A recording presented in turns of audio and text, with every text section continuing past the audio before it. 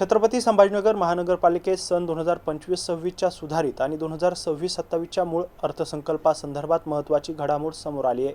स्थायी समिती सभापती अनिल मखरे यांनी सादर केलेल्या अर्थसंकल्पावर तात्काळ निर्णय न घेता सखोल चर्चा करण्यासाठी वेळ देण्याची मागणी करण्यात आली। त्यानंतर महापौरांनी अर्थसंकल्पीय बैठक तहकूब करण्याचा निर्णय घेतला आहे।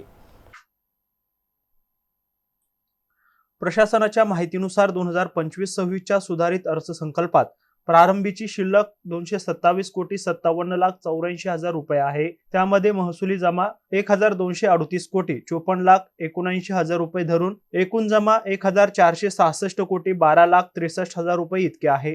तर एकूण खर्च 1,438,53,60,000 रुपये असून 27,59,03,000 रुपये शिल्लक राहणार आहे। तसेच 2026-27 साठी प्रारंभीची शिल्लक 27,59,03,000 रुपये ठेवण्यात आली आहे। अपेक्षित जमा 3,196,78,65,000 रुपये असून त्यामध्ये 130 कोटी रुपयांची वाढ सुचवण्यात आली आहे।